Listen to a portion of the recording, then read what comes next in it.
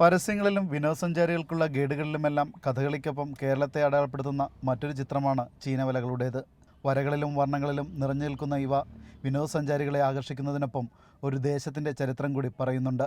Fort കൊച്ചിയിലെയും വൈപ്പിനിലെയും ആയിരക്കണക്കിന് മത്സ്യത്തൊഴിലാളികളുടെ വരുമാന മാർഗമായിരുന്നു ഒരു കാലത്ത് ചീനവലകൾ. എന്നാൽ കായലിലെ മാലിന്യങ്ങൾ വർദ്ധിച്ചതും ബോട്ടുകളിൽ നിന്നും കപ്പലുകളിൽ നിന്നുമുള്ള ഇന്ധനം വെള്ളത്തിൽ പടരുന്നതും മത്സ്യസമ്പത്തിൻ്റെ അളവ് കുറയാൻ കാരണമായി.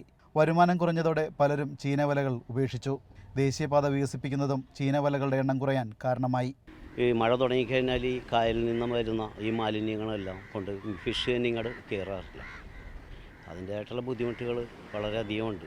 പിന്നെ ചീനവലയാണെങ്കിൽ പണിയാനാണെങ്കിൽ ശരിക്കും ഒരു 12 ലക്ഷം രൂപ ചീനവലക്ക് ഇപ്പോൾ ഒരു പുതിയത് പണിയണമെന്നുണ്ടെങ്കിൽ വരും. പിന്നെ ഇത് മെയിൻറ്റെയിൻ ചെയ്യുന്നത് 5 വർഷം കൂടിയാണ് ഇത് മെയിൻറ്റെയിൻ ചെയ്യുന്നത്.